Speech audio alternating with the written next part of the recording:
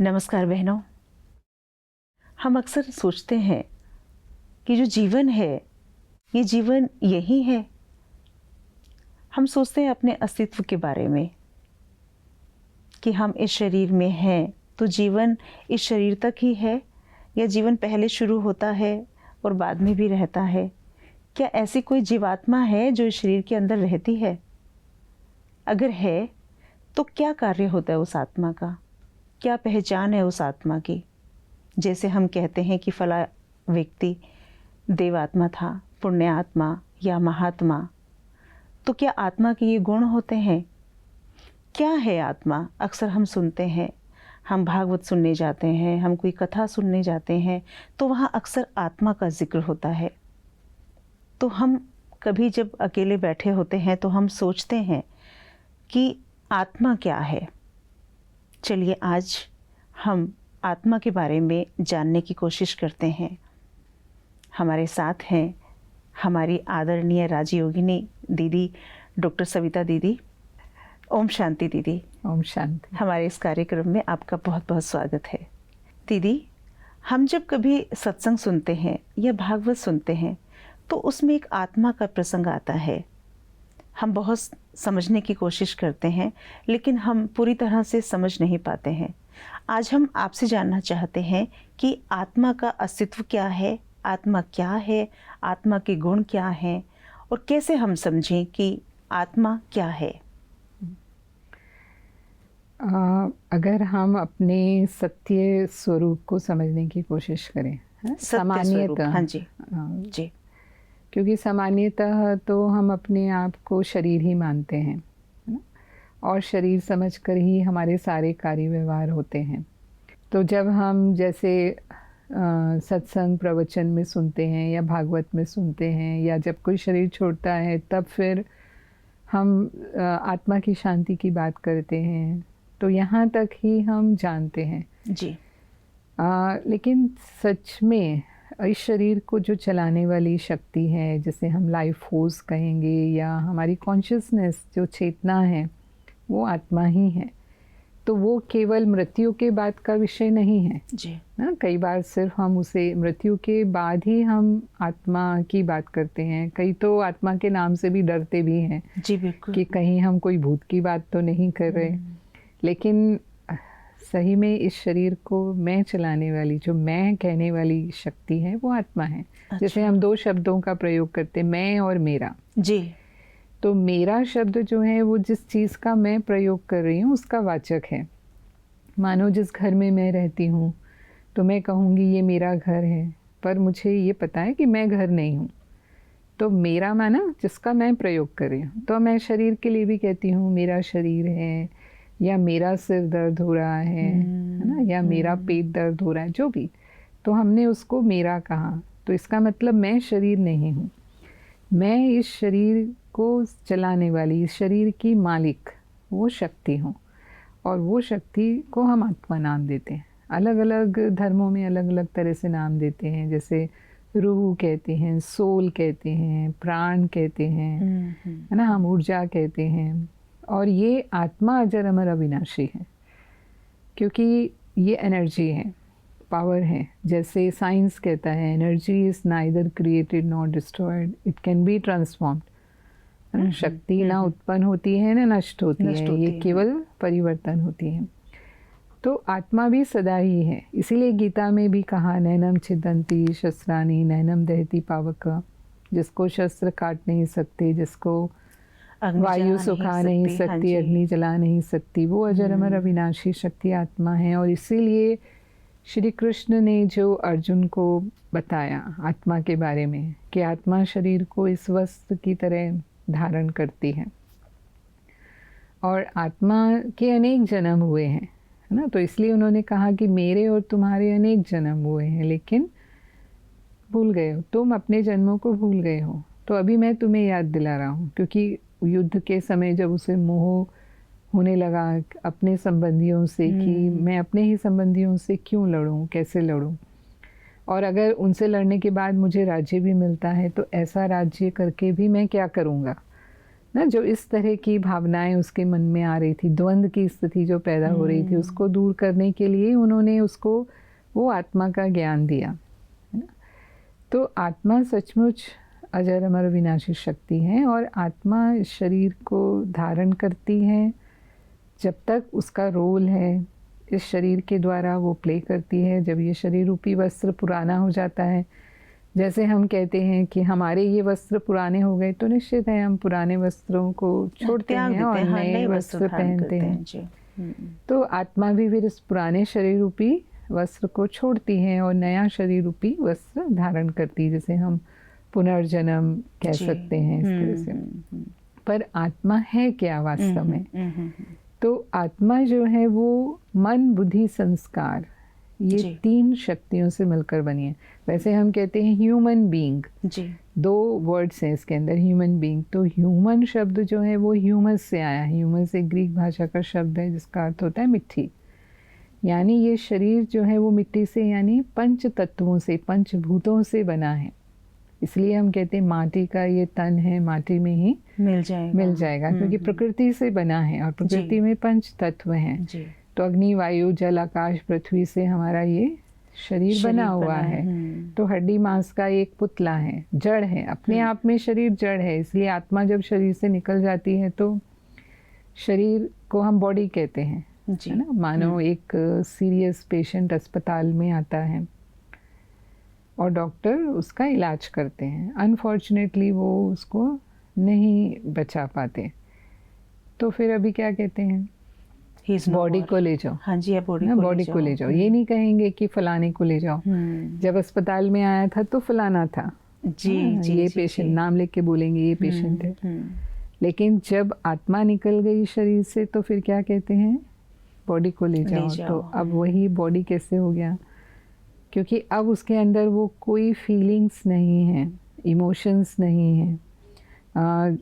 एक आत्मा जब तक शरीर में है तब तक ही वो सुख और दुख महसूस करती है, या प्रेम महसूस करेगी, या हम कहेंगे और भी जो फीलिंग्स हैं, शांति या शांति, वो तब तक महसूस करती है, दर्द है, जब तक आत्मा शरीर में है। आत्मा निकल गई फिर आप शरीर को कुछ भी कर लो। जी दीदी, अभी आपने जो जितनी बातें बताई उसमें कुछ बातें, जैसे अगर हम इस बात को समझना चाहें, जैसे आपने कहा मैं और मेरा शरीर, तो मेरा शरीर कहने वाला कौन? मैं, और वो मैं कौन? आत्मा। एक आपने ये बताया, और बताया आपने शरीर 5 तत्वों से मिलके बना है, फिर आत्मा ना मरती है, ना जलती है, ना कटती है। तीसरा आपने बताया कि जब तक आत्मा शरीर में रहती है तो ये जीवात्मा है, हम आत्मा को ही नाम दिया जाता है, शरीर को नाम नहीं दिया जाता। अगर आत्मा नहीं है तो शरीर को फिर हम बॉडी कहते हैं, शरीर कहते हैं। जी दीदी। तो ऐसे ही आत्मा में 3 शक्तियाँ, जैसे हम कहते हैं शरीर के सब अंग हैं, सब मिलकर शरीर है। माना केवल हार्ट को हम शरीर नहीं कहेंगे, या केवल ब्रेन को हम शरीर नहीं कहेंगे, या और भी हमारे जो अंग हैं, अलग अलग अंग का कोई अस्तित्व नहीं है, लेकिन ये सब अंग मिलकर जब काम कर रहे हैं तब हमारा शरीर, माना हमारा जीवन है, तब हम उसको जीवात्मा कहते हैं, है ना। ह्यूमन बीइंग दोनों मिलकर के, जैसे बीइंग माना कॉन्शियसनेस, फिर जब आत्मा भी उसमें जुड़ गई, शरीर में प्रवेश कर गई, तो हम उसको ह्यूमन बीइंग कहते हैं। तो आत्मा जो है वो मन, बुद्धि, संस्कार, ये 3 उसके अंग हैं। जैसे मैंने कहा शरीर के अनेक अंग हैं, ऐसे ही आत्मा के भी 3 अंग हैं, मन, बुद्धि और संस्कार। तो ये तीनों के द्वारा एक्सप्रेस करती है अपने आप को। अच्छा। मन हमारी विचार शक्ति है, कल्पना शक्ति है, अनुभव करने की शक्ति है। तो जो भी हम सोच रहे हैं वो मन के द्वारा सोच रहे हैं, और मन के लिए हम सब जानते हैं कि मन की गति हमारी कितनी तेज़ होती है। इसीलिए हम कहते हैं मन तो कंट्रोल होता ही नहीं है, मन तो बहुत चंचल है, या मन का तो वायु के वेग के समान गति है, बेलगाम घोड़े की तरह हमारा मन दौड़ता रहता है। तो ये मन है ना। लेकिन भले ही मन की गति बहुत तेज़ है, लेकिन मन की पावर भी बहुत असीम है। यानी मन को हमने अगर सही तरीके से प्रयोग करना सीख लिया, अपने मन की शक्ति को अगर हम सही दिशा दे पाते हैं, उच्च मनोबल अगर है, तो इंसान असंभव को संभव करने की भी ताकत रखता है। ये हमारे मन की पावर है। हालांकि ज़्यादातर हम इसको मिसअंडरस्टूड करते हैं, है ना। मतलब अपने मन को हम दोष देते रहते हैं, मेरा मन ऐसा है, मेरा मन ऐसा है, मैं ऐसे मन चलता है मेरा। तो मन के अनुसार हम चलने लगते हैं। पर हम जैसे हम कहते हैं कि आत्मा अपना ही मित्र है और अपना ही शत्रु है, तो मन के लिए हम कहेंगे कि मन को हम अपना मित्र बना लें। अच्छा, है ना। तो मन अगर हमारा मित्र बन जाए तो हम फिर जीवन में कोई भी लक्ष्य अपना हासिल कर सकते हैं। लेकिन आपने कहा उच्च मनोबल, वो कैसे?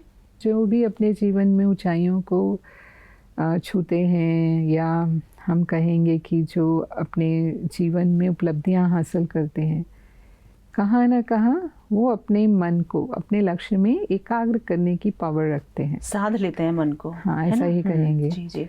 फिर दूसरी शक्ति बुद्धि की शक्ति है, आत्मा की, जो निर्णय करने की शक्ति है, परखने की शक्ति है, सोचने समझने की शक्ति है। जैसे कई बार कहते हैं हम सोच समझ कर कर्म करो, तो केवल सोचने से नहीं, लेकिन उसको समझना भी है कि उसका भविष्य परिणाम जी क्या होगा।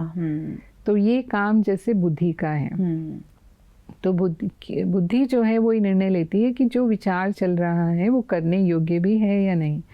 क्योंकि कई बार हम बहुत बुरा सोच लेते हैं, मानो अब विचार तो अच्छे भी चलते हैं, बुरे भी चलते हैं। जैसे हम नेगेटिव पॉजिटिव की बात करते रहे हैं, तो मन में तो इस तरह के विचार चलते रहते हैं। लेकिन बुद्धि डिसाइड करती है कि ये नेगेटिव विचार या बुरा विचार अगर कर्म में आ गया तो इसका भविष्य परिणाम बुरा हो सकता है, तो ये मुझे नहीं करना है। भले विचार में चल गया, लेकिन हम करेंगे नहीं उसको, क्योंकि बुद्धि उसको स्टॉप कर देती है। हाँ, अगर विवेक कमज़ोर है, अच्छा, और मन हावी हो जाता है, तो फिर व्यक्ति कई बार बुरा काम कर लेता है। तो दीदी, जो क्राइम होते हैं, हाँ, बुद्धि और विवेक ये दो अलग चीजें हैं? नहीं, बुद्धि माना अगर हमारी बुद्धि में ज्ञान को अप्लाई करने की पावर है तो हम उसको विवेक कहते हैं। जो मुझे समझ है ये गलत है, ये सही है, जो सही मुझे पता है उसको मैं कर पा रही हूँ, तो वो शक्ति हमारी विवेक होती है ना। तो अगर हमारा मन हावी हो जाता है, कई बार बुद्धि विवेक पर अगर मन हावी हो गया, तो फिर इंसान गलत काम कर जाता है। जो आज दुनिया में क्राइम होते हैं, अब ऐसा नहीं है कि उनको ये नहीं मालूम होता कि हम जो कर रहे हैं गलत कर रहे हैं, लेकिन एक इम्पल्स होता है, जैसे एक मन में एक इंस्टिंक्ट आया और उन्होंने बस वो कर दिया। फिर बाद में कर्म का परिणाम तो सामने आता ही है, तभी लोग पकड़े जाते हैं, सजा होती है, जो भी होता है, मतलब, लेकिन वो कर जाते हैं। उस समय वो खुद के कंट्रोल में ही नहीं रहते, माना वो मन इतना हावी होता है। हाँ, कि विवेक का इस्तेमाल नहीं किया। हाँ, वो जो अभी आपने बताया ना, हाँ सही बात है जी। तो बुद्धि जो है वो इंसान को अपने जीवन में, माना ज़रूरी नहीं है कि वो बुरे विचारों को जैसे एक फिल्टर कर देना, उसको स्टॉप कर देना, ये उसका काम है। या जीवन में निर्णय लेना, सही निर्णय ले पाना, विश्लेषण करना चीज़ों का, तर्क करना। फिर तीसरी शक्ति जो है आत्मा की, वो संस्कार है। ओके। तो संस्कार में दो प्रकार के संस्कार हमारे आत्मा में हैं। अच्छा। एक तो आत्मा के निजी संस्कार हैं जो ओरिजिनल हैं, जिनसे आत्मा बनी है। अच्छा। हम कहेंगे आत्मा में 7 गुण हैं। अच्छा। जैसे हमने कहा शरीर 5 तत्वों से बना है। हाँ जी। तो फिर ये शरीर को चलाने के लिए भी 5 तत्व ही चाहिए। आज हमारे शरीर में 70% पानी है जी। तो हमें प्यास लगती है तो हम पानी ही पीते हैं, क्योंकि वो ही हमारे शरीर की बनावट है, इसलिए आवश्यकता भी वही है। बिल्कुल। पानी की जगह हम ऑयल तो नहीं पी लेंगे। बिल्कुल सही बात है ना, भले भी वो भी लिक्विड है, लेकिन वो मेरे शरीर का कॉन्स्टिट्यूशन नहीं है, तो वो ऑयल मेरे लिए पॉइजन हो सकता है। सही बात है। तो ऐसे ही आत्मा के जो 7 गुण हैं, ऐसे हम पहले भी इसके बारे में बात कर चुके हैं, लेकिन अभी थोड़ा विस्तार से हम उसको समझेंगे कि ज्ञान, प्रेम, सुख, शांति, आनंद, पवित्रता और शक्ति, ये आत्मा के 7 निजी गुण हैं। और ये संस्कार में आते हैं दीदी? ये निजी संस्कार। अच्छा, आत्मा के मूल मौलिक संस्कार जिसे हम कहेंगे, ये आत्मा के अपने गुण हैं, इसीलिए आत्मा को हम सतोगुणी कहते हैं। अच्छा। तो यही हमारी आत्मा की आवश्यकता भी है। ओके। आज देखो हर इंसान को अपने जीवन में प्रेम चाहिए जी। कोई कहेगा कि मुझे प्रेम नहीं मिले, कोई मेरे से नफरत करे या कोई मेरी इंसल्ट भी कर दे जी, हाँ, ये कैसा भी व्यवहार कर ले मुझे अच्छा लगेगा नहीं, प्रेम नहीं मांगते हैं बस, है ना। आप दो तो मैं तुम्हें दूंगी या दूंगा। हाँ, तो कभी भी जो इंसान हमसे ऐसा व्यवहार करता है, हम अगर मजबूरी नहीं है तो हम दोबारा उससे बात ही नहीं करेंगे, सही बात, मिलेंगे भी नहीं, मिलने की भी कोशिश नहीं करेंगे। लेकिन जो प्रेम से हमसे व्यवहार करते हैं वो हमें अच्छे लगते हैं, उनके साथ हमें लाइफ ज़्यादा कंफर्टेबल लगती है। और कई बार ये देखने में आता है अगर प्रेम नहीं मिलता इंसान को तो वो प्रेम के पीछे धन संपत्ति भी छोड़ के चले जाएंगे। सही बात है। ये देखने में आता है कई बार माँ बाप इतने बिजी हैं बिजनेस में या अपने जॉब में, बच्चों को कंफर्ट सब दे रहे हैं, है ना, कोई कमी नहीं है घर में, हर चीज़ बस मुंह से बोलने की ज़रूरत है और उनको मिल जाती है। लेकिन बस बच्चों को प्यार नहीं दे पा रहे, बच्चों को टाइम नहीं दे रहे हैं, बच्चों को समझ नहीं रहे हैं, तो फिर उस सुख सुविधा की भी कोई वैल्यू तो नहीं होती। बच्चे कब भटक जाएंगे, जहाँ उनको थोड़ा भी प्रेम मिलेगा वो उनके साथ निकल जाएंगे, घर छोड़ करके भी चले जाते हैं। बिल्कुल यही हो रहा है कि भाई हमें नहीं चाहिए, हमें आपका ये सब धन नहीं चाहिए, ये सब जो आप हमें दे रहे हैं वो नहीं चाहिए, है ना। जैसे एक छोटा बच्चा था जी, और ऐसे ही था उनके घर में माहौल कि जब पिता घर में आते थे तो वो सो जाता था और जब वो सोकर उठता था तो पिता काम पर चले जाते थे। और माँ की भी लगभग यही पोजीशन थी, बहुत कम जैसे माता पिता से उसका मिलना होता था, खास पिता से तो बहुत कम मिलना होता था। तो एक दिन उसने अपने पिताजी को बोला कि पापा आप 1 घंटे में कितना कमाते हैं? तो बोला क्यों बेटा, क्यों पूछ रहे हो? नहीं फिर भी मतलब मैं जानना चाहता हूँ कि कितना कमाते हो जी। तो उसने कहा 500 रुपया हो जाता होगा, अंदाजे से बताया उसने। तो बस सुन लिया उसने और फिर उसने अपने पॉकेट मनी जो मिलती थी उसको इकट्ठा करना शुरू किया और जैसे ही उसको 500 रुपया हुआ तो वो गया, जब छुट्टी वाले दिन पिता थे जब भी मिले पिता, तो फिर बोला कि पिताजी ये 500 रुपया मैं आपको दे रहा हूँ, आपका 1 घंटा मुझे दे दो। तो मतलब सोचने की बात है कि बच्चों को क्या चाहिए वास्तव में ना, माँ बाप से वो प्यार और वो समय चाहिए, तो हर इंसान वो चाहता है। जी जी जी। तो जीवन में जो है वो प्यार की ज़रूरत होती है, ये आत्मा का गुण है, वो कभी भी इसके विपरीत पसंद नहीं करती, वो उससे हम समझ सकते हैं कि इसके विपरीत कभी भी होता है तो हमें पसंद ही नहीं आता है।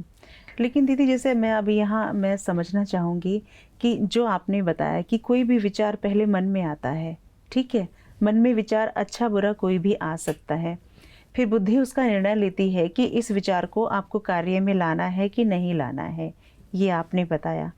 फिर अब जो संस्कार है, ये जो हमने कार्य किया वो हमारा संस्कार बन जाता है या फिर जो हमने कार्य किया वो हमारा संस्कार बन जाता है या वो कार्य हमने संस्कारवश किया, वो हमारे जो निजी संस्कार हैं वो तो हमारे हैं ही, लेकिन वो संस्कार जो हमारे कर्मों से बनते हैं उनसे थोड़ा दब जाते हैं, माना उतना व्यवहार में नहीं रहते, कभी हम शांति महसूस करेंगे कभी नहीं करेंगे, कभी हम प्रेम से रहेंगे कभी इसके अपोजिट भी हो जाते हैं, गुस्से में भी आ जाते हैं या जैसे दूसरा व्यवहार भी कर लेते हैं। तो खास जो अपनी बहनें हैं माना उनके लिए मैं ऐसे कहना चाहूँगी कि जब हम अपने सत्य अस्तित्व को महसूस करते हैं और समझते हैं, सत्य अस्तित्व को, हाँ, ये हमारा, क्योंकि जो हम शरीर समझते हैं ये तो हमारा सांसारिक परिचय, सांसारिक हम कहेंगे जीवन से संबंधित परिचय है, हाँ, क्योंकि शरीर का ही नाम, जी जी, हाँ, शरीर से संबंधित है ना, मेरा नाम ये है, हम ये मेरा पद है, मैं इस परिवार में, हाँ जी। लेकिन हम जब अपने आप को आत्मा के रूप में महसूस करते हैं और जब हम संपर्क में आते हैं दूसरों को भी जब हम आत्मिक रूप में देखते हैं तो ये एक जो कॉन्शियसनेस बनी रहती है हमारी कि मैं एक स्त्री हूँ, मैं एक महिला हूँ, क्योंकि आत्मा कोई स्त्री या पुरुष नहीं होती ना, एक बार पहले भी हमने इस पर चर्चा की थी कि आत्मा स्त्री पुरुष नहीं है, आत्मा तो आत्मा है, मतलब तो हमने जो शरीर लिया है महिला का या पुरुष का वही नाम उसको मिला है है ना, और फिर उसी तरह के संस्कार उसमें इमर्ज होते हैं क्योंकि हम उसी तरह के कर्म कर रहे होते हैं बार बार। तो कभी भी अपने आप को उस सीमा में नहीं बांधे, है ना, कि मैं तो स्त्री हूँ, तो मैं कमजोर हूँ, मैं कर नहीं सकती ऐसे। तो हम अपने को जब आत्मा समझते हैं तो फिर हमारी आत्मिक शक्तियाँ इमर्ज होती हैं और एक शक्ति जो हमारी संस्कृति में माना भी गया कि नारी एक शक्ति है, नारी शक्ति है, मतलब उसको शक्ति कहा गया, उसको कोई कमज़ोर नहीं। ये तो जब मध्य काल में जब ऐसी स्थितियाँ पैदा हुई कि उन्हें सुरक्षा की आवश्यकता थी तो उन्हें फिर चार दीवारी में रखा गया। क्योंकि जब इस देश में मुस्लिम शासक आए या फिर बाद में अंग्रेज भी आए और भी जिन विदेशी आक्रमणकारियों की गुलामी हुई भारत के अंदर, तो उसको सुरक्षा की दृष्टि से ऐसा किया गया और फिर उसके कारण उसे अबला समझ लिया गया। वो अपनी शक्तियां ही भूल गई। उसने तो अपने आप को अबला ही समझना शुरू कर दिया। पर वास्तव में आत्मा के स्वरूप में जब हम अपने आप को महसूस करेंगे, समझेंगे, तो वो हमारा शक्ति स्वरूप हमें खुद को भी महसूस होगा और दूसरे भी फिर हमसे महसूस करेंगे। बहुत सुंदर जानकारी दीदी। हम इस विषय पे आगे भी बात करेंगे क्योंकि अभी हमने आत्मा के एक गुण को जाना है। जैसे कि आपने बताया कि आत्मा के निजी गुण होते हैं, तो हम आने वाले एपिसोड पे इसी विषय को आगे लेके जाएंगे। कि दीदी इतनी सुंदर जानकारी के लिए आपका बहुत बहुत शुक्रिया। तो बहनों, आपने देखा कि हम जैसे कि हमें बताया कि जिस तरह से समय समय पर हमारे देश में परिस्थितियां बदलती रहीं और हमने भी अपनी शक्तियों को पहचानना बंद कर दिया और सचमुच हमने अबला ही समझ लिया। लेकिन अगर देखा जाए तो हम शक्ति स्वरूपा हैं। जैसे कि नवरात्रों में अष्ट शक्तियों की पूजा की जाती है, वो हर नारी का ही रूप है, वो शक्तियां हमारे अंदर समाहित हैं। लेकिन हमने शरीर को देखा, आत्मा को नहीं देखा और शरीर के हिसाब से अपने आप को देखना शुरू कर दिया। तो इसी चर्चा को हम अपने आने वाले एपिसोड में जारी रखेंगे। तब तक के लिए हमें आज्ञा दीजिए। नमस्कार। ओम शांति।